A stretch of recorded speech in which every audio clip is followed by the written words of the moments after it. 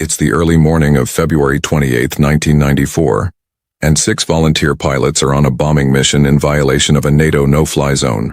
The leader of the flight is pilot Ranko Vukmirovic from the Bosnian Serb Air Force. He and his men are in Jastrebs J-21 jets, which are no match for the NATO F-16s in speed, maneuverability, or weapons. The Jastrebs pilots are trying to keep below radar height, but now with the target getting close, they are forced to ascend to 2,000 meters to start the attack run on a weapons factory. In doing so, the aging Serbian jets light up the watching NATO radars. 50 miles away, 2 patrolling F-16s are informed of the J-21's presence.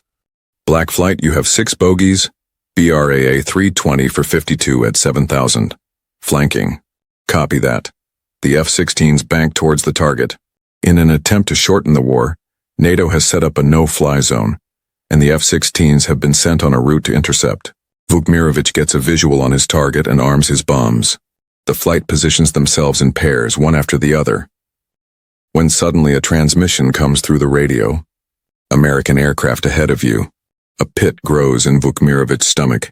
He can clearly see the trails of the 2 American Air Force jets dead ahead of them.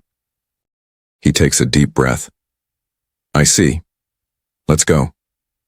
In previous missions, the American jets have only watched and warned the enemy but not engaged. Vukmirovic knows. If the F-16s had wanted to shoot him, they could have done so from miles away. But his eyes go wide as he sees the 2 F-16s approach at breakneck speed and roar through and past the Bosnian Serb flight. Ha ha, American Ferraris. Focus on the target. Jesus, did you see those old Yugos? Ha ha. Despite the show of force, the Serbian pilots are not distracted and keep their eyes on their objective. The Jastrebs are old tech and still use optical sights, and as the target drifts into the crosshairs, the aging planes release and drop their rudimentary but effective 550-pound bombs on target, striking them from different directions. They dropped bombs. Understood. You're clear to engage. Weapons free. Roger, moving to engage. This is going to be shooting fish in a barrel. At the very rear of the formation, pilot Zlatan Krnalic watches the last of the bombs strike. Target is hit. Copy that. Objective complete. Turn for home. The 6 J-21s turn back towards their airbase, but their speed is no match for the F-16s, who sweep in behind them, lining up their sights on the very rear of the formation. The pilot switches to air-to-air mode and selects an AIM-120 missile on his right display computer. On his head-up display, HUD, a box designates the target. The F-16 pilot gets a lock and presses the weapons release button. Fox 3. The missile flies off from the wingtip. The AIM-120 AMRAAM radar-guided missile fires and locks onto the running J-21's radar signature, rapidly approaching its target. Krnalic is scanning the skies for the Americans when he sees an enormous flash. He wonders if he's been hit, but then he sees the explosion on his wingman's left wing, immediately shredding half of it off. The Americans are behind us. Scatter! Run! The 5 remaining J-21s turn over and dive for the ground. One of the F-16s gives chase, following them all the way down into the valleys between the Bosnian hills. Each pair of J-21s goes its own way, leaving Krnalic completely on his own. He frantically looks over his shoulder as he flies through the terrain, catching the terrifying sight of an American fighter hot on his heels. He's on my tail. Fox 2. The F-16 fires an AM-9 Sidewinder heat-seeking missile. It locks onto Krnalic's hot engines and chases him down across the sky. Krnalic, flying low, skims over some electrical transmission wires. But instead he sees the F-16 turning away. Krnalic, respond, they got him. Keep going. Back with Milarevic, he and his wingman push their aircraft to their limits, racing through the valleys. But the F-16 relentlessly closes the distance. Fox 3. He releases another AMRAAM missile which rockets towards its target. Milarevic is still looking across the sky to catch a glimpse of an enemy fighter when the missile flies in and disintegrates his wingman. Pesic is down. The American is on me. He breaks into evasive maneuvers once again as the F-16 fires another missile. It slams straight into his engines. The explosion shreds the fuselage and flames pour out of the holes. I'm hit. I'm on fire. He wrestles the dying aircraft, pulling hard on the stick and willing it to ascend as it burns all around him.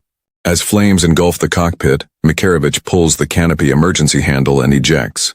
The F-16 roars past as Milarevic parachutes safely down. The F-16s continue towards the next pair of targets. They swap positions with the covering F-16 diving into action, armed with a fresh set of missiles. But their fuel is running low, and in a few minutes, they'll be forced to turn back. South of the F-16 pair, Vukmirovic and his wingman Goran Zaric have been forced to hear their friends taken down one by one in rapid succession. Any hope they have is crushed by the sight of an F-16 appearing over the hills behind them. The pair break formation as the American jet sweeps in. With just enough fuel left to make it back, the F-16 gets a lock. Fox 2. Vukmirovic sees the missile launch off the rail and turn toward him. He turns hard, trying to outmaneuver it, but it's no use. It rapidly approaches from his right and explodes just off his wing. He looks back, expecting more, but instead, the F-16 pulls off the chase, out of fuel. But NATO command has dispatched 2 more F-16s. Vukmirovic looks back up. 2 incoming, run! 2 J-21s scramble for speed, diving down as far as they dare into the valleys. They look over their shoulders to see the F-16s closing the gap. There is nothing they can do to come out on top. In desperation, Vukmirovic tries a last-ditch idea. Follow me. He turns straight towards a cliff at maximum speed, Zaric keeping close formation behind him. We pull up as late as possible. His heart races as the 2 jets head straight towards the earth. Pull up. The 2 pilots pull their controls as hard as they can. Zaric is crushed down by the G-forces as the ground rapidly approaches his windshield. Come on. Vukmirovic's jet clips the ground and bursts into flames. Zaric looks back. There is no parachute. No. The F-16s burst through the smoke, still in pursuit. He pulls back into a dive, rushing to use the terrain as cover. But they're far too close. Fox 2. The missile closes the gap and explodes into Zaric's tail. It's Krnalic, limping his damaged jet home to safety. He's keeping an eye on his gauges when the F-16 roars past. He is filled with dread and immediately pulls on the stick. His only plan is to gain enough altitude to eject before the American can finish him off.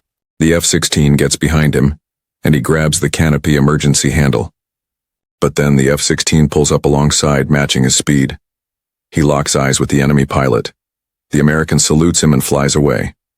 Out of the 6 Jastreb pilots that volunteered for that dangerous mission, 3 never returned home. Krnalic would later say, I don't have any bad feelings towards the American pilots. We had our task. They had theirs. This event is usually referred to as the Banja Luka incident and represents the first NATO combat engagement in its history. Robert Wilbur Wright was credited with 3 victories, the highest score by a USAF pilot in a single mission since the Korean War, while pilot Stephen Yogi Allen was credited with 1 victory. God help them if we use our F-117s. Ha ha. No one told us they were invisible.